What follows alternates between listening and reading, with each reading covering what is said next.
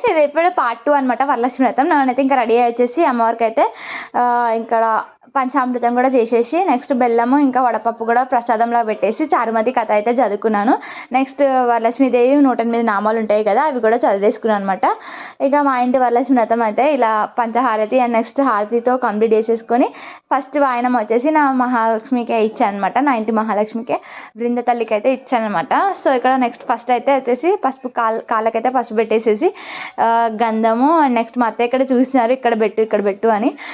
So ఇక్కడ గంధము and next పెట్టేసిన తర్వాతకి అత్తయ్య అయితే బృంద కోసం అని చెప్పేసి ప్రత్యేకంగా పట్టీలు అయితే తీసుకొచ్చారనమాట. ఎందుకంటే అది నడుస్తుంది కదా, గల్ పట్టీలు అయితే కావాలని చెప్పేసి తనైతే పట్టీలు అయితే తీసుకొచ్చారనమాట. మువ్వల పట్టీలు అంటారు కదా, వాటిని అయితే తీసుకొచ్చారు. ఇంకా వాటిని అయితే వేసేస్తున్నాం అనమాట. ఇక్కడ మెట్టలు కూడా తెచ్చారు అత్తయ్య. ఇంకా మెట్టలు కూడా మేమైతే పెట్టేసినాం అనమాట. సో పెట్టేసిన తర్వాతకి ఇంకా అదైతే కొంచెం ఏడుస్తూనే ఉందనమాట. దానికి అది ఏం చేస్తున్నారో భయం వేసింది. ఫస్ట్ అయితే సైలెంట్గానే కూర్చుంది, ఇంకా ఏడుస్తూ ఉందనమాట బృందాని ఇంకా షూట్ చేస్తూ ఇంకా మెల్లమెల్లగా అయితే నేనైతే మెల్లగా పెట్టాను. ఇంకా లాస్ట్కి ఇంకా వాయనం ఇచ్చే టైంకి ఇంకా అది ఏడ్చేసింది. మరి దానికి ఏమైందో అర్థం కాలేదు. ఆ పట్టీలు నేనైతే రివర్స్లో పెట్టాను హడావిడిలో అయితే.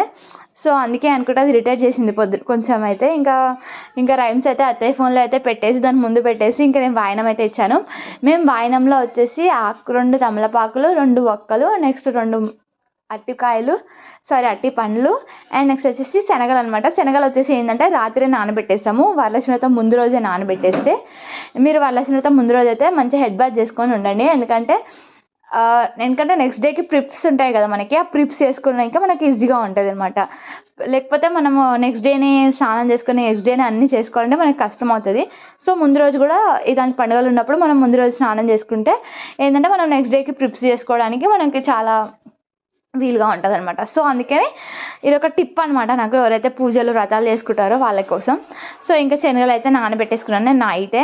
అవైతే వాటర్ తీసేసి ఇలా అయితే జస్ట్ పచ్చిగానే అయితే వాయనం అయితే ఇచ్చేస్తారు అందరికీ. అయితే వరలక్ష్మి అందరు మహాలక్ష్ములకి అయితే మన ఇంటి చుట్టుపుట్టు ఉందో అందరికీ అయితే పిలుచుకోవాలి.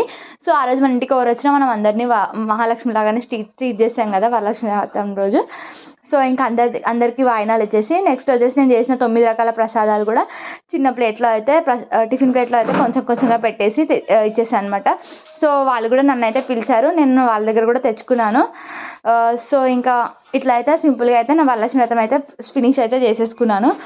సో మీ ఇంట్లో కూడా మీ వరలక్ష్మి వ్రతం మీరు ఎలా చేసుకున్నారో అయితే నాకు కామెంట్ చేసేయండి.